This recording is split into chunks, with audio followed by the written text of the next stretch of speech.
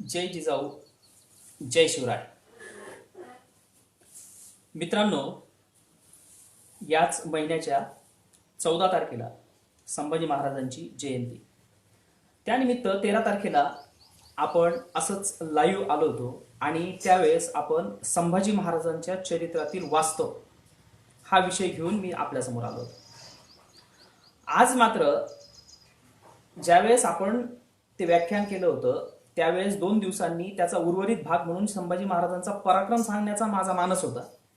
परंतु त्या 2 ते 3 दिवसांमध्ये बरेच लाईव्ह व्याख्यान ऐकल्यानंतर माझं असं लक्षात आलं की वारंवार तोचपणा या व्याख्यानांमध्ये येतोय. मग आपण वेगळाच एक विषय घेऊन आपल्यासमोर यावं अशी माझी इच्छा होती.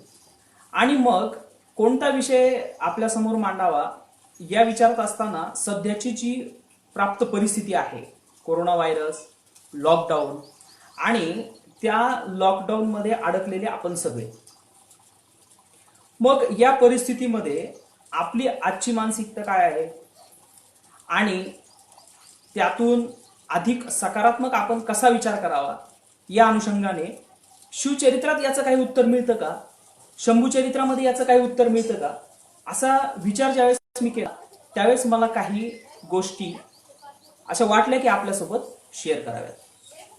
आणि म्हणून मी आजच्या या व्याख्यानाचा जो विषय आहे तो लॉकडाऊन आणि संभाजी महाराज असा केलेला आहे. चला तर सुरू करूयात. सर्वप्रथम स्वराज्य संकल्पक शहाजी राजे यांना मी अभिवादन करतो. त्याचबरोबर स्वराज्याची संकल्पना मूर्त रूपात आणण्यासाठी सुरुवातीपासूनच प्रयत्न करणाऱ्या मा जिजाऊ साहेब आणि त्याचबरोबर स्वराज्य निर्माते ज्यांनी स्वराज्य निर्माण केलं छत्रपती शिवाजी महाराज आणि ज्यांनी या स्वराज्याच्या रक्षणासाठी प्राणाचीही आहुती दिलेली आहे, परंतु एवढं दुर्दैवी मृत्यू होऊन सुद्धा स्वराज्याशी ज्यांनी फितुरी केली नाही असे संभाजी महाराज.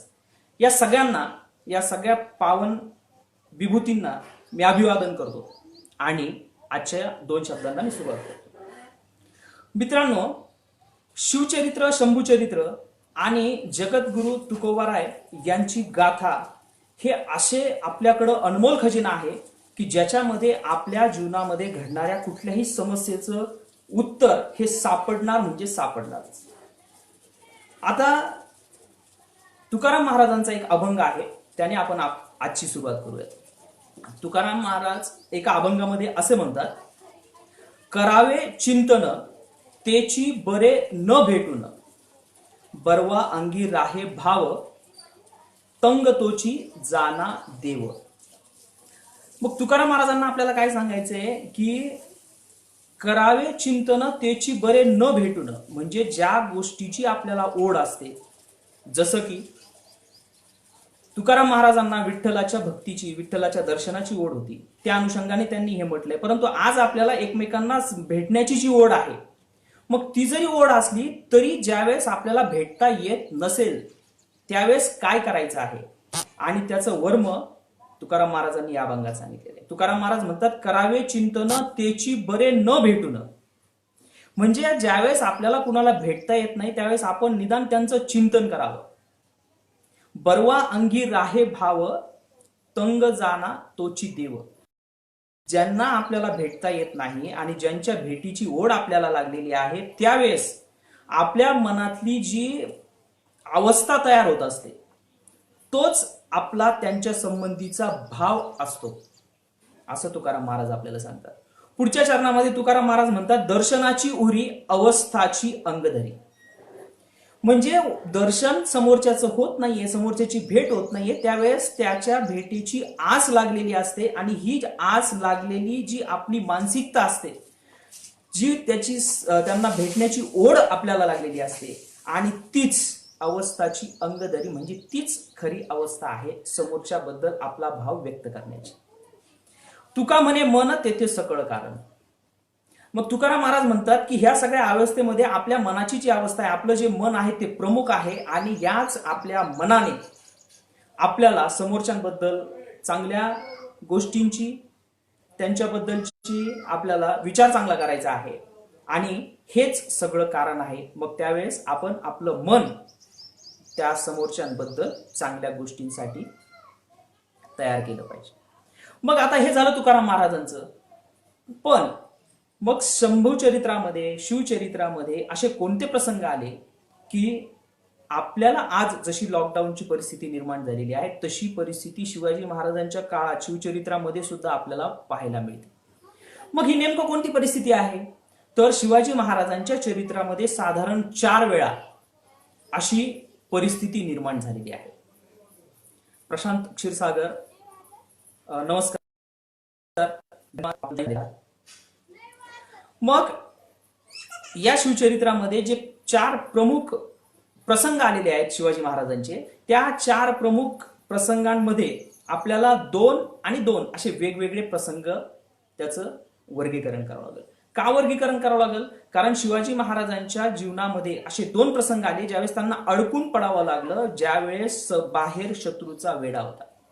मग असं कधी कधी झालं तर असं झालं 1660 मध्ये सिद्धी जोहर याने ज्यावेळेस पन्हाळ्याला वेढा दिलेला होता आणि या पन्हाळ्याच्या वेढामध्ये साधारण 4 महिने शिवाजी महाराज अडकून पडलेले आहेत. आणि असाच एक दुसरा प्रसंग होता, तो होता 1666 मध्ये आग्रा भेटीमध्ये औरंगजेबाने ज्यावेळेस शिवाजी महाराजांना कैद करून ठेवले. मग हे जे 2 प्रसंग आहेत हे एका वर्गामध्ये येतात. मग ह्या 2 प्रसंगामध्ये काय होतं की बाहेर शत्रू आहे. आज जर थांबलं तर आज आपण सुरक्षित आहोत, परंतु भविष्यात आपण जर जास्त वेळ इथं थांबलो तर सुरक्षित राहणार नाहीत. आणि बाहेर पडावं तर बाहेर लगेच शत्रू आहे. मग त्या शत्रूला चुकांना देऊन आपल्याला त्याच्यापासून लांब गेलं तर सुरक्षितता आहे. ही परिस्थिती ह्या पद्धतीच्या या 2 बंदिस्त परिस्थितीमध्ये शिवाजी महाराजांसमोर. मग साहजिकच आहे, आपण सिद्धीजवळच्या वेड्याच्या वेळेस, पन्हाळ्याच्या वेड्याच्या वेळेस बघितलं. मग शिवाकाशीत जो प्रतिवाद आला शिवाजी सारखाच दिसणारा होता. मग त्याने महाराजांसारखंच मग 2 पालख्या तयार झाल्या आणि आपण बघितलं की कशा पद्धतीने शिवाजी महाराज सुटलेले आहेत. म्हणजे त्या 4 महिन्याच्या दरम्यान ज्यावेळेस रसद संपणार होती, पुढे काय करावं हे जे चिंतन त्यांचं चालू होतं, त्यावेळेस आपण इथून कसे सुखरूप बाहेर जाऊ याबद्दलचं त्यांचं चिंतन होतं. मग तसंच त्यांनी औरंगजेबाच्या कैदेत असताना सुद्धा असंच चिंतन केलं आणि त्याच्यामध्ये आपण बाहेर कसं पडायचं. मग आपल्याला माहितीये दुखणं आलं, दुखण्याचं सोंग घेतलं, संभाजी महाराजांची मदत घेतली, संभाजी महाराजांनी कावेबाजपणा केला आणि ते तिथून त्या कुंभाराच्या मदतीने सही सलामत बाहेर पडले. म्हणजे ह्या 2 परिस्थितीमध्ये त्यांना फक्त तिथून निसटून जाणं हे महत्वाचं होतं आणि त्या अनुषंगाने त्यांनी प्रयत्न केले, विचार केला, चिंतन केलं, त्याच्यावर मार्ग काढला आणि त्याच्यानुसार ते बाहेर पडले. मग मी तुम्हाला सांगितलं करणार आहोत आपण. मग दुसरा प्रकार कोणता? मग दुसरा प्रकार असा आहे की ज्या वेळेस त्यांना कुठं बंदिस्त ते नव्हते, परंतु बाहेर ते मोहिमाही काढू शकत नव्हते. मग अशी जी परिस्थिती आहे ती 2 वेळेस निर्माण झालेली आहे. आणि ती 2 वेळेस कधी झालेली आहे? तर ती झालेली आहे साधारण 1649 मध्ये. मग ज्यावेळेस शिवाजी महाराजांनी, जिजाऊंनी पुण्यामध्ये आल्यानंतर स्वराज्य स्थापनेला सुरुवात केली, एक एक किल्ला घ्यायला सुरुवात केली आणि हे किल्ले वाढवत असताना, स्वराज्य वाढवत असताना सुरुवातीला ज्यावेळेस विजापूरच्या आदिलशहाने शहाजी राजांना सांगितलं की तुझा मुलगा असं असं करतोय, आपल्याच राज्यामध्ये धुमाकूळ घालतोय, त्यावेळेस त्यांनी सुरुवात होती, 1-2 किल्ले होते म्हणून थातूर मातूर काहीतरी उत्तरं देऊन ती वेळ निभावून नेली. परंतु नेमकी अडचण आली कधी? ज्या वेळेस शिवाजी महाराजांनी आबाजी सोमदेव यांना कल्याण भिवंडी प्रांतावर हल्ला करायला लावला आणि तिथला मुल्ला अहमद हा रडत विजापूर दरबारी गेला आणि याच कल्याणच्या सुभेदाराची सून शिवाजी महाराजांसमोर ज्यावेळेस आणली गेली त्यावेळेसचा किस्सा सगळ्यांना माहितीये काय झालेला. मग ज्यावेळेस हा मुल्ला अहमद रडत रडत विजापूर दरबारात गेला त्यावेळेस मात्र त्या बादशहाला त्यालाही वाटलं आणि इतरांनी सांगितलं की हे वाढत जात आहे, इथंच जर शिवाजी महाराजांना अटकाव केला नाही तर हे पुढे आपल्यासाठी फार मोठी अडचण ठरणार आहे. मग ज्यावेळेस आदिलशहाने शहाजी राजांना निरोप पाठवला की तुझ्या मुलाला तू आवर, म्हणजे शिवरायांना तुम्ही पत्र पाठवा, त्याला ताकीद द्या आणि त्यांना आवर घाला. परंतु त्यावेळेस शहाजी राजांनी त्यांना असं उत्तर दिलं की माझा मुलगा माझ्या ताब्यात नाही आणि तो माझं काही ऐकत नाही. तुम्हाला तुमच्या पद्धतीने जशी होईल तशी त्याची सोय लावा.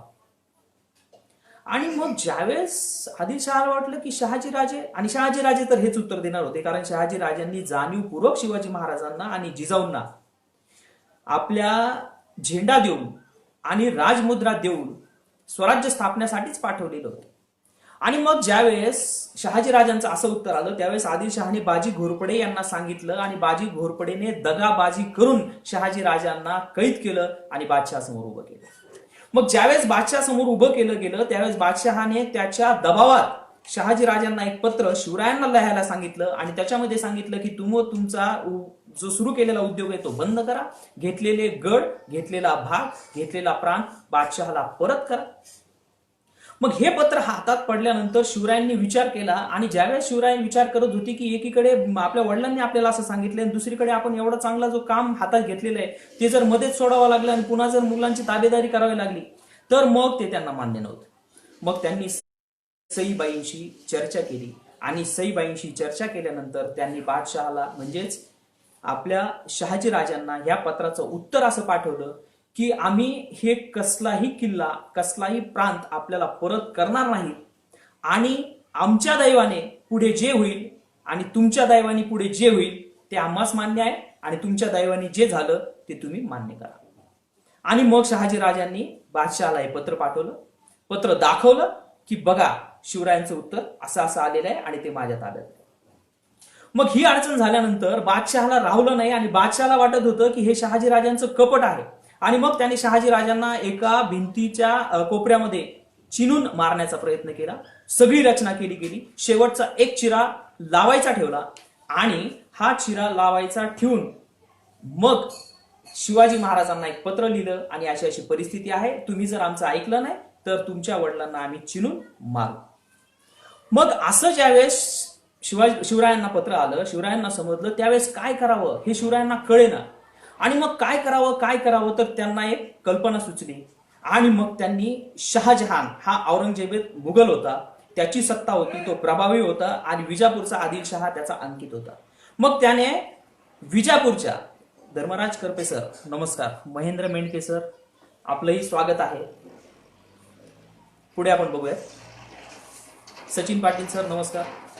मग ज्यावेळेस शिवरायांनी शहाजहानला पत्र पाठवलं आणि त्याला सांगितलं की माझ्या वडिलांना जर आज तुम्ही मदत केली, माझ्या वडिलांच्या सुटकेसाठी जर तुम्ही प्रयत्न केले तर मी दक्षिणेमध्ये तुमचा प्रांत सांभाळण्यासाठी मी मदत करेन.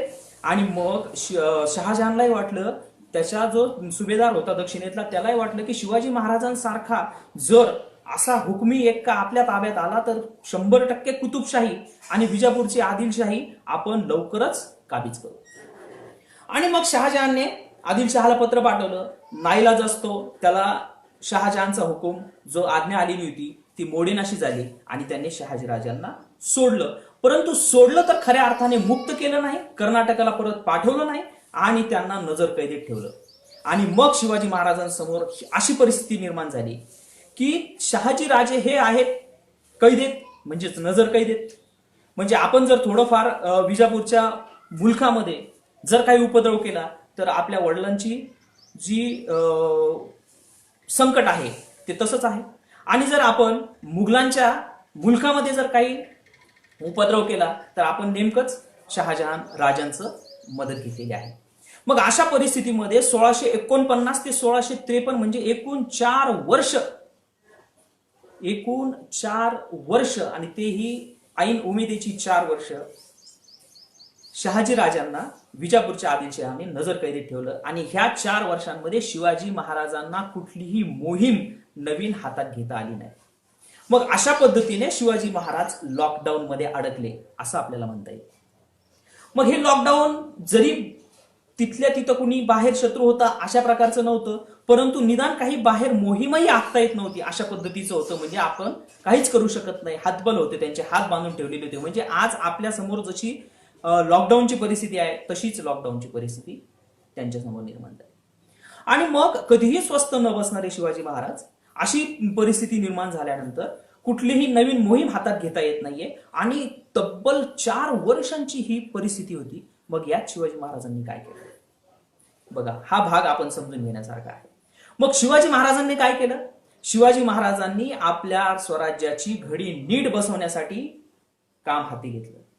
मग रयतेला सुखी करण्यासाठी राज्य पद्धती कशी चांगली आहे त्याचा त्यांनी अभ्यास केला आणि त्यानुसार मग अष्टप्रधान मंडळ असेल, त्यांची रचना असेल आणि ही रचना त्यांनी इतकी जाणीवपूर्वक आणि इतकी अत्यंत उत्कृष्ट पद्धतीने तयार केलेली होती. कारण त्यांना माहित होतं की एखादा व्यक्ती कितीही हुशार असला तरी अष्टांग मार्गाने तो एकाच वेळी चांगला विचार करेलच असं नाहीये. तो एखाद्या मुद्द्यात जर भावनिक झाला तर दुसरा व्यक्ती जर त्याला असेल सांगणारा तर त्यावेळेस तो तटस्थपणे चांगली भूमिका सांगू शकतो. म्हणून त्यांनी असे 8 वेगवेगळे मंत्रिपद निर्माण केली. त्यातले 7 मंत्रिपद पंतांना दिली, हे आपण समजू शकता. आणि एक जे आहे सरसेनापती पद हे मात्र मावळ्यांना दिलं गेलं. अशा पद्धतीने रचना केली. मग त्याचबरोबर जमीन, महसूल, जमिनीची मोजणी, मग वेगवेगळे जे वतनदार होते त्यांची वतनं काढून त्यांना वेतनावर त्यांची त्या ठिकाणी नियुक्ती केलेली आहे. म्हणजे असा आमूलाग्र बदल शिवाजी महाराजांनी या त्यांच्या लॉकडाऊनच्या पिरियडमध्ये म्हणजे साधारण 4 वर्ष केलेला आहे. आणि ह्याच 4 वर्षांमध्ये त्यांनी जी त्यांच्या स्वराज्याची घडी बसवली आणि हेच कारण आहे की त्यांना तिथून पुढं जो सगळा संघर्ष आहे तो वाढवत नेता आला, स्वराज्य वाढवत नेता आलं. मग का? कारण त्यांनी ही घडी नीट आणि चांगल्या पद्धतीने बसवलेली आहे. मग अशीच परिस्थिती दुसऱ्या वेळेस त्यांच्या समोर निर्माण झाली. ती कधी झाली? त्याची पार्श्वभूमी काय होती? साधारण 1668 मध्ये आग्र्याहून परत आल्यानंतर बादशहाच्या हातावर तुरी दिल्या.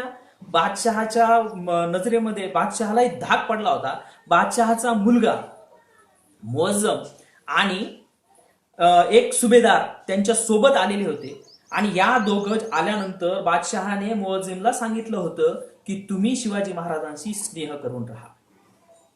मग येतानाच जर ते हे विचार मनात घेऊन आले होते तर त्यांनी शिवाजी महाराजांशी तह केला. त्या तहामध्ये बऱ्याच चांगल्या घटना नमूद करण्यात आल्या, तरतुदी नमूद करण्यात आल्या. त्याच्यानुसार तह झाला आणि त्या तहामध्ये मोठ्या हुशारीने शिवाजी महाराजांनी एक अट अशी टाकली की मुघलांच्या सैन्यांनी ज्या वेळेस शिवाजी महाराज विजापूरच्या आदिलशहाच्या मुलखांमध्ये आक्रमण करतील त्यावेळेस मुघलांनी हस्तक्षेप करू नये किंवा कानाडोळा करावा.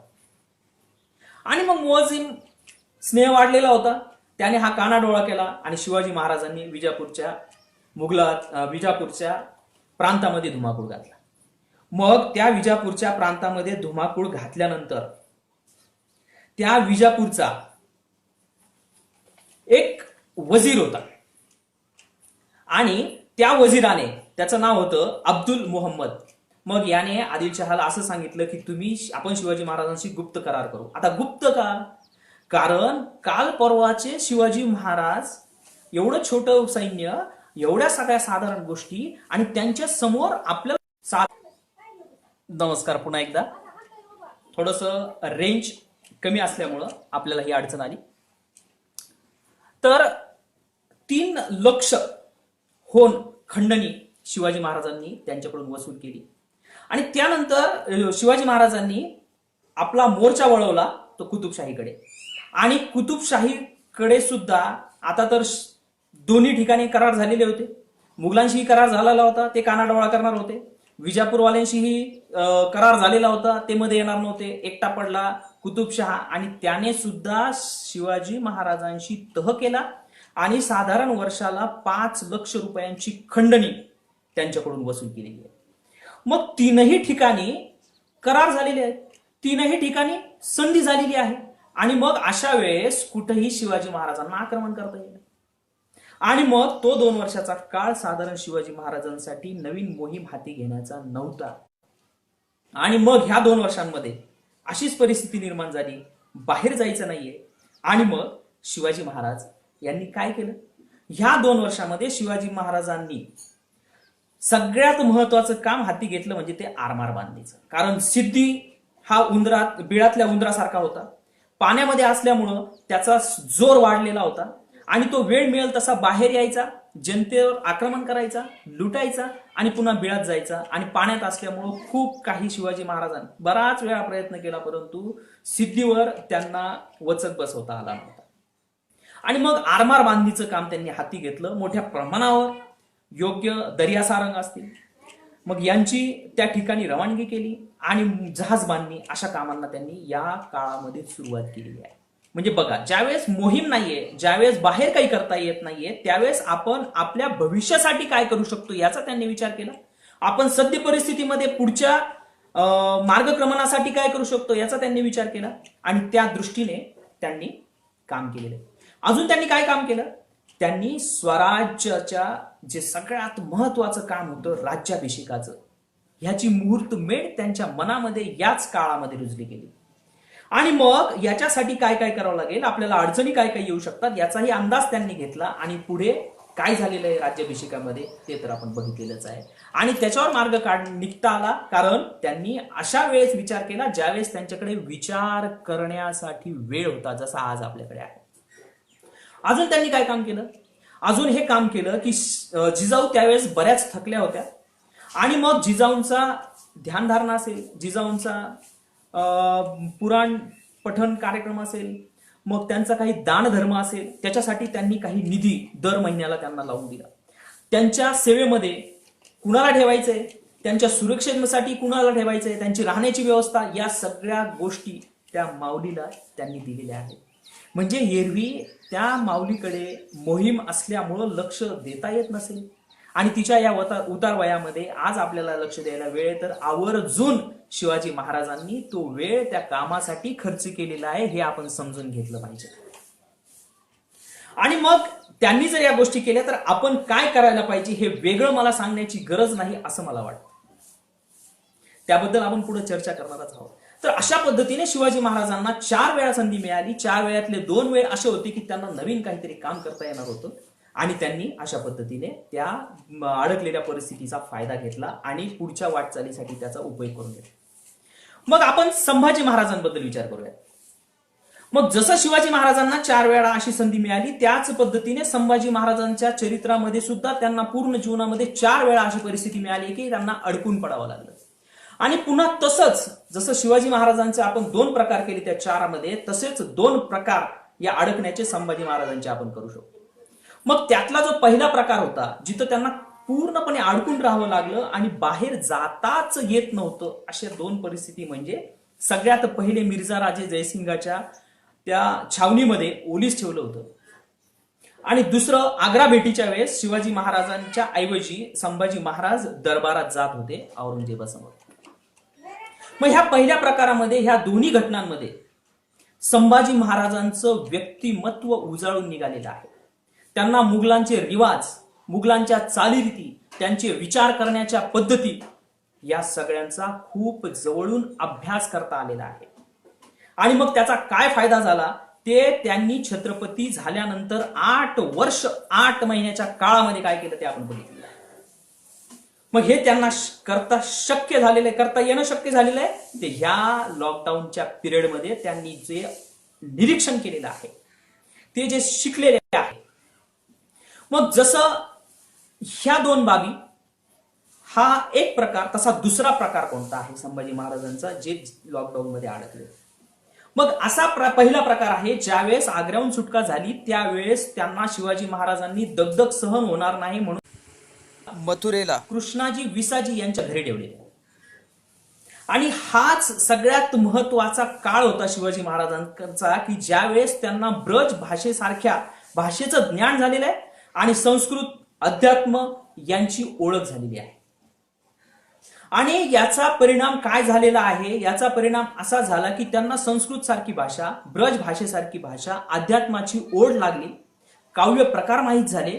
आणि दुसरा एक जो प्रसंग आहे तो म्हणजे साधारण शिवाजी महाराज कर्नाटक मोहिमेमध्ये गेल्यानंतर त्यांनी संभाजी महाराजांना शृंगारपुरी ठेवलं आणि शृंगारपुरी ठेवल्यानंतर त्या सुभ्याचा कारभार पाहण्यासाठी ठेवलं. त्यावेळेस सुद्धा स्वराज्याची सूत्रे आपल्या हातात नाही, ह्या हिशोबाने त्यांना कुठं मोहीम काढायची नव्हती. आणि तो एक काळ होता की ज्या वेळेस ते त्या परिस्थितीमध्ये अडकलेले होते आणि त्यांना कुठलीही नवीन मोहीम नव्हती. म्हणजे आहे त्या दिवसांमध्ये त्यांना काहीतरी चांगलं करायचं. मग काय केलं शिवाजी महाराजांनी या दोन्ही परिस्थितीमध्ये? आपण बघितलं काशीमध्ये ब्रजभाषा, संस्कृत, अध्यात्म या गोष्टी. आणि अगदी असंच मथुरेतून निघाल्यानंतर जो दुसरा प्रसंग आहे शृंगारपूरचा, मग त्यावेळेस केशव भटांसारखे जे पंडित आहेत ते त्यांच्या सान्निध्यामध्ये राहिले. आणि मग काय केलं या पंडितांनी बघा. मग हा पिरियड आहे साधारण 1677-1678. मग त्यांनी प्रयोगरूप रामायण ऐकले, दंडनीती म्हणजे काय हे शिकले. आणि याच केशव भटाने राजा रामचरितम या आपल्या काव्यामध्ये सकल शास्त्र विचारशील आणि धर्मज्ञ शास्त्र कोविद अशी प्रशस्ती संभाजी महाराजांची केलेली आहे. का केली? कारण संस्कृतचं संभाजी महाराजांचं अचाट करणारं ज्ञान त्यांनी बघितलं आणि त्यांनी ही प्रशस्ती केलेली आहे. आणि मग ह्या सगळ्याचा परिणाम एकत्रितपणे जर आपण बघितला तर संभाजी महाराजांच्या हाताने वयाच्या 14 ते 17 वर्षांच्या दरम्यान जे लेखन झालेलं आहे ते लेखन आपण आपल्या समोर आल्यानंतर आपण अचाट होऊ इतकं प्रगाढ असं ते लेखन आहे. मग काय लेखन केलं त्यांनी? बुधभूषण हा ग्रंथ लिहिला. त्याचे साधारण 3 प्रकार होतात. पहिल्या प्रकारामध्ये संभाजी महाराजांनी आपल्या पूर्वजांचा इतिहास लिहिलेला आहे. याच्यामध्ये प्रामुख्याने त्यांनी शिवाजी महाराजांच्या स्वराज्य स्थापनेचं ध्येय काय आहे याच्यावर प्रकाश टाकलेला आहे. हे सगळ्यात महत्वाचा भाग आहे. दुसऱ्या भागामध्ये बुधभूषण मध्ये त्यांनी राज्यकारभार कसा चालवावा, राज्याचं हेर खातं कसं असावं, राजा कसा असावा, युवराजाने शिक्षण कसं घ्यावं, युवराजाची कर्तव्य काय आहे, मुलुकगिरी कशी करावी, शिकार कशी करावी, म्हणजे अशा पद्धतीचं प्रचंड असं लेखन केलेलं आहे. आणि हे सगळं केल्यानंतर अजून त्यांनी नखशिख आणि नायिका भेद हे शृंगार रसाचे 2 ग्रंथ लिहिलेले आहेत. मग एक हिंदी अभ्यासक आहेत डॉक्टर कृष्णा दिवाकर असं त्यांचं नाव आहे. आणि ह्या शृंगार रसाशी संबंधित ज्यावेळेस ते संभाजी महाराजांचं लेखन वाचतात त्यावेळेस ते संभाजी महाराजांसाठी असं सांगतात की एखाद्या पराक्रमी माणसाला शृंगार हे दूषण नसून भूषण आहे. हे त्यांच्या पुढील वाक्यावरून आपल्याला कळतं. ते असं म्हणतात की संभाजी का विलास कायरो तथा भीरुओं का दुर्बल विलास न था, बल्कि एक पराक्रमी राजनीतिज्ञ एवं कर्तृत्व संपन्न व्यक्ती का सबल विलास था. म्हणजे अशा पद्धतीने संभाजी महाराजांच्या ज्ञानाचं ते वर्णन करतात. मग या व्यतिरिक्त अजूनही आपल्याला अचंबित करणारा 7 शतक हा अध्यात्मावर आधारित ग्रंथ संभाजी महाराजांनी लिहिला. मग त्यांना आणि विशेष म्हणजे हा ग्रंथ सगळ्या ग्रंथांमध्ये लक्ष वेधून घेणारा ग्रंथ आहे. आणि संभाजी महाराजांचं व्यक्तिमत्वाची उंची अत्यंत पराकोटीला नेणारा हा ग्रंथ आहे. मग एवढं सगळं जे संभाजी महाराजांचं चरित्र निर्माण झालं, हे सगळं चरित्र निर्माण होण्याचं श्रेय त्यांना त्या लॉकडाऊन मध्ये ज्यावेळेस ते अडकलेले होते, मथुरेला असतील, शृंगारपुरी असतील, मिर्झा राजे जयसिंगाच्या छावणीत असतील किंवा आग्र्याला राजाच्या दरबारात असेल. आग्र्याला असताना ज्यावेळेस दरबारामध्ये मल्ल जे औरंगजेबाचे मल्ल कुस्ती खेळत होते त्यावेळेस संभाजी महाराजांना औरंगजेबाने सांगितलं की आप कुस्ती खेळोगे. त्यावेळेस काय उत्तर द्यावं संभाजी महाराजांनी? वय बघा 10 वर्षांचं. त्यांनी तो प्रसंग आपल्या योग्य अशा बोलण्याने टाळला. ते असं म्हणाले की तुमच्या दरबारामध्ये माझ्याशी युद्ध खेळू शकेल, माझ्याशी मल्ल युद्ध खेळू शकेल असा आमच्या लायकीचा मल्ल तुमच्या दरबारात नाही. म्हणजे एवढा अचाट करणारं व्यक्तिमत्व जर तयार झालं असेल तर ते केवळ आणि केवळ त्यांच्या या लॉकडाऊन मध्ये त्यांनी जे चिंतन केलं, जे मनन केलं, जो अभ्यास केला, जे वाचन केलं, या सगळ्यामधून हे व्यक्तिमत्व घडलेलं आहे. आणि हे व्यक्तिमत्व त्यांना कुठं घेऊन जातं त्यांच्या पुढच्या प्रसंगामधून आपल्याला लक्षात येईल.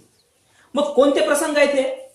सगळ्यात पहिलं त्यांचं व्यक्तिमत्व असं तयार झालं होतं ज्यावेळेस परमानंद आपल्या काव्यामध्ये लिहितो की शिवाजी महाराजांनी ज्यावेळेस स्वराज्याच्या वाटणीचा उल्लेख केला होता त्यावेळेस त्या स्वराज्याच्या वाटणीमध्ये संभाजी महाराज आपल्या वडिलांना असं सांगतात की मला वाटणी नको, स्वराज्याची वाटणी व्हावी म्हणजे हे शरीराचे तुकडे पडण्यासारखं आहे. आणि जो मुलगा बापाला म्हणजे वडिलांना राज्य मागतो तो मुलगाच नाही, असं उत्तर संभाजी महाराज शिवाजीराजांना देतात. बघा हे व्यक्तिमत्व कसं घडलेलं आहे. हेच व्यक्तिमत्व आहे की जे आपल्या सावत्र सोयराबाई यांना त्या स्फटिकासारखे आहेत असं वर्णन करतात. हेच व्यक्तिमत्व आहे जे आपल्या राजा रामांना निष्पाप असं प्रेम करतात आणि त्याचा उल्लेख इंग्रजांच्या पत्रामध्ये आजही आहे. हेच व्यक्तिमत्व आहे जे आपल्या पत्नीला श्री सखी राज्ञी जयती असा शिक्का तयार करून राज्य कारभार चालवण्याची अनुमती देतात. आणि मग काय झालं, ही अनुमती मिळाल्यामुळं राज्य कारभाराचा अनुभव स्वतः येसुबाईंना आला. आणि दुर्दैवाने संभाजी महाराजांच्या मृत्यूनंतर साधारण 29 वर्ष, हा इतिहास आपल्याला सगळ्यांना माहित पाहिजे की साधारण 29 वर्ष येसुबाई मुघलांच्या ताब्यात होते. मग संभाजी महाराजांनी त्यांचं व्यक्तिमत्व स्वतःच्या व्यक्तिमत्वाला म्हणजे जसं लोखंडाचं स्पर्श परिसाला व्हावं तसं येसुबाईंच्या चांगल्या संभाजी महाराजांच्या चारित्र्याशी त्यांचा संबंध आला होता आणि त्याही उजळून निघालेल्या होत्या.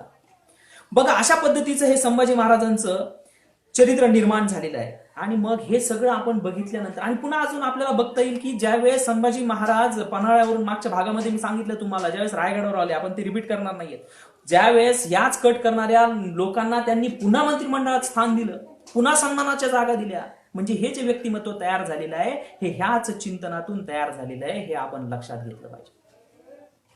मग आज आपण जर अडकलेलो आहोत तर आज आपण काय करायला पाहिजे हा विषय आपल्या डोक्यात आपण घेतला पाहिजे.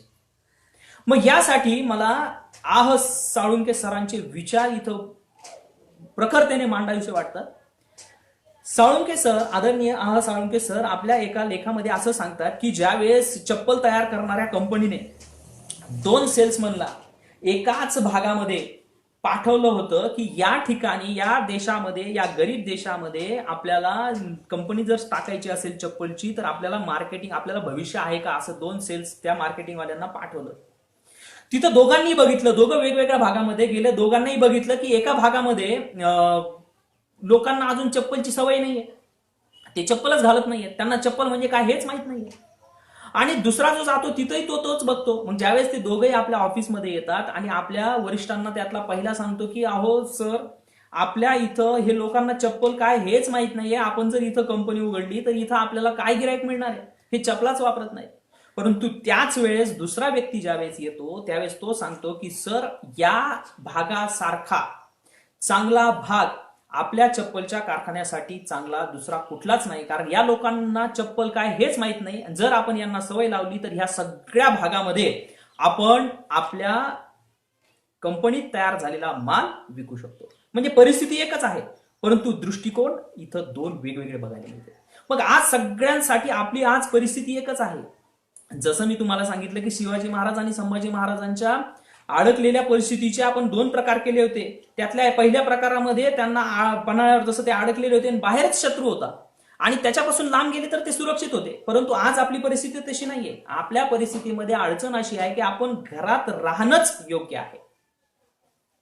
आणि मग अशा वेळेस अशा परिस्थितीमध्ये निराश न होता, हताश न होता आपण आपल्या भावी वाटचालीसाठी काय करू शकतो याचा विचार आणि चिंतन जर आपण केलं तर आपण त्याच्यातून चांगलं काहीतरी घेऊ शकतो, आपण संचित करू शकतो आणि त्याचा उपयोग आपण भविष्यात करू शकतो.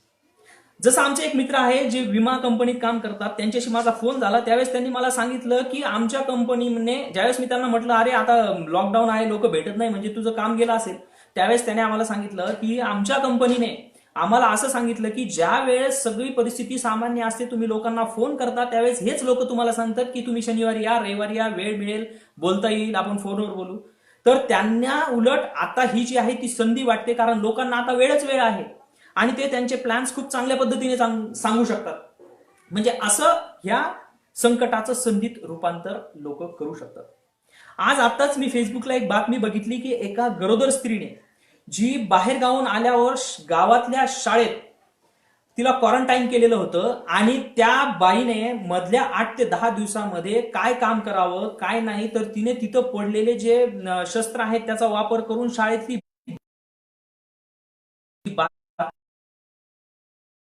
म्हणजे जिथं एरवी पेपरमध्ये दनादन फोटो येणारे लोक आहेत, वेगवेगळे कामं करून फोटो आणणारे लोक आहेत, ते आज प्रश्न पडलाय त्यांना की आपण पेपरमध्ये कसं यावं, तिथं या साधारण स्त्रीने चांगलं काम करून आज तिची बातमी झाली. म्हणजे आपण आपला दृष्टिकोन कसा सकारात्मक करू याचा उपयोग आपण केला पाहिजे. पुन्हा साळुंखे सरांचाच पुढचा एक विचार मला तुम्हाला या ठिकाणी सांगायचा वाटतो. त्या विचाराचं नाव त्यांनी त्या जो लेख लिहिलेला आहे, छोटासा एक घटना लिहिलेली आहे, त्या घटनेचं नाव आहे मालक हे आधी सांगितलं नाही. काय सांगायचंय त्यांना? एका श्रीमंत व्यापाऱ्याच्या घरात आग लागते. आग लागल्यानंतर व्यापारी बाहेर पळत येतो आणि नोकरांना सांगतो की जा आणि तिथलं अमुक अमुक वस्तू जी खूप बहुमोल आहे ती घेऊन या, जा तिजोरी काढून आणा, जा पैसे काढून आणा, जा कपाट काढून आणा. आणि मग ज्यावेळेस बऱ्याच वस्तू बाहेर आल्यानंतर ते नोकर त्या मालकाला सांगतात की आज जाणं शक्य नाहीये. मग त्यावेळेस त्या मालकाला एक प्रसंग असा लक्षात येतो की अर आपलं बाळ आत राहिलेलं आहे आणि मग त्याच्या हातात पश्चातापाशिवाय काही राहत नाही. त्यावेळेस तो विचार करतो की ज्या वस्तू मी आतून बाहेर आणायला सांगितल्या होत्या त्याचा क्रम जर मी बदलला असता तर कदाचित माझं बाळ माझ्यासोबत राहिलं असतं आणि याच्यातल्या एक दोन वस्तू जरी कमी आल्या असत्या तरी त्या मला परत कमवता आल्या असत्या. मग तसंच मला तुम्हाला सांगायचंय की या लॉकडाऊनच्या काळामध्ये जर जे आज तुम्ही गोष्टी करतायत त्याच्यामध्ये त्याचा तुमचा क्रम बरोबर आहे का हा तपासून बघा. तुमच्या काम करण्याचा क्रम जर बरोबर नसेल तर तो क्रम आपल्याला योग्य पद्धतीने करता येईल का याचा आपण विचार केला पाहिजे. जर आपण घरात बसलेलो आहे तर अशा वेळेस अशा एखादा काम आपल्या हातात आपण घेऊ शकतो का की जे एरवी आपल्या धकाधकीच्या जीवनामध्ये आपल्याला घेता येत नाहीये. संत कबीर एका ठिकाणी म्हणतात, करता रहा सो क्या रहा अब करी क्या पछताए, बोया पेड़ बबुल का आम कहां से आए. म्हणजे आपण जे करणार आहोत त्याचीच फळं आपल्याला भविष्यात भेटणार आहेत. आणि मला असं वाटतं की हा एक काळ आहे, सुवर्ण काळ, ज्याच्यात चिंतन मनन वाढून आपण आपलं चारित्र्य अधिक संपन्न केलं पाहिजे. आणि एकदा चारित्र्य संपन्न झालं, जसं सोनं शुद्ध झालं की ती कुठल्याही स्वरूपात कुठल्याही कामासाठी आपण वापरू शकतो, तसं आपण आपलं चारित्र्य जर एकदा उत्तम केलं, आपलं ज्ञान जर उत्तम केलं तर ठिकाणी आपल्याला ते नक्कीच काम येणार आहे. साळुंखे सर पुढच्या एका विचारात आपल्याला असं सांगतात की आपली फुलण्याची आणि इतरांना फुलवण्याची क्षमता आपण ओळखली पाहिजे. म्हणजे आपण आज जे आहोत आपण तेवढ्यावरच समाधान मानायचं का की आपण अजून चांगले होऊ शकतो आणि इतरांना सुद्धा आपण अधिक चांगले करू शकतो हे सुद्धा तेच आपल्याला सांगायला विसरत नाहीत. हा एक महत्वाचा भाग आहे. आणि हे सांगण्यासाठी ते दोन इंग्रजीचे वाक्य वापरतात, if you think you can. जर तुम्ही विचार करू शकता तर त्या गोष्टी तुम्ही करूच शकता. If you can not you can not. म्हणजे जर तुम्ही विचार करू शकत नाही तर तुम्ही काहीच करू शकत नाही. तुकाराम महाराज म्हणतात, जे मनात येत नाही ते प्रत्यक्षात अवतरत नाही. आणि पुढे हेच साळुंखे सरांचा अजून एक विचार मला तुम्हाला सांगावा असं वाटतो की तो अत्यंत महत्वाचा आहे. आणि साळुंखे सर आपल्याला असं सांगतात की कितीही फुललो तरी आणखी फुलण्याला वाव आहे. यासाठी ते आपल्याला प्लेटो या ग्रेक तत्ववेत्याचं उदाहरण सांगतात. या तत्ववेत्याने आपल्या रिपब्लिक ग्रंथाचं लेखन, मी म्हणेल पुनर्लेखन 7 वेळा केलेलं आहे. म्हणजे एकदा केल्यानंतर त्यांना कुठेतरी वाटलं की याच्यामध्ये आपल्याला सुधारलेला वाव आहे, दोनदा केल्यानंतर त्यांना वाटलं की आपल्याला याच्यामध्ये सुधारलेला वाव आहे, तीनदा केल्यानंतर असंच वाटलं, असं त्यांनी 7 वेळेस केलेलं आहे. आणि मग हे जे आहे हे सगळं चिंतन आपण साळुंखे सरांचे जर विचार बघितले तर याच्यातून आपल्याला प्रत्येक वेळी हेच वाटतं की आपण आज खूप चांगली संधी आपल्या हातात आहे. मी आता पेशाने शिक्षक आहे, माझे बरेच मित्र पेशाने शिक्षक आहेत. तर आज जी परिस्थिती निर्माण झालेली आहे त्या अनुषंगाने आपण आपल्या शाळेसाठी, आपल्या मुलांसाठी काय करू शकतो याचा आज विचार करू शकतो. आपण खूप साधने उपलब्ध आहेत, फक्त आपल्याला आजपर्यंत गरज पडली नाही म्हणून ती कशी प्रभावीपणे वापरायची हे आपण आतापर्यंत लक्षात घेतलं नाही. कधी प्रसंग ते वापरण्याचा इतका प्रभावीपणे आला नाही म्हणून कदाचित आपल्याला आज थोडीशी अडचण वाटत असेल. परंतु ही अडचण जर दूर केली तर हे खूप प्रभावी माध्यम आहे असंही आपल्याला भविष्यात लक्षात येईल. आणि कदाचित आज ती आपली गरज आहे असंही आपल्या लक्षात येत आहे. म्हणून मी आता शेवटाकडे वळतोय. मला तुम्हाला शेवटी एवढंच सांगायचं आहे की स्वतःचं स्व शोधण्याचा प्रयत्न करूया. चिंता करण्यापेक्षा चिंतन करूयात आणि जे आज आपण अडकलेलो आहे, ही प्राप्त परिस्थिती, ही सत्य परिस्थिती आपण स्वीकारूयात आणि एकदा स्वीकारल्यानंतर आपण अजून भविष्यात काय करू शकतो आणि शिवचरित्रातून आपण आज काय घेऊ शकतो, शंभू चरित्रातून आपण काय घेऊ शकतो आणि आपलं चरित्रही उत्तरोत्तर कसं प्रगत करू शकतो, हेही आपण या सगळ्या गोष्टी करू शकतो. जाताना सध्या परिस्थितीतला एक मुद्दा, जो सध्या आपण देवालयामधलं सोनं वापरावं की न वापरावं, असा एक सध्या चर्चा चालू आहे.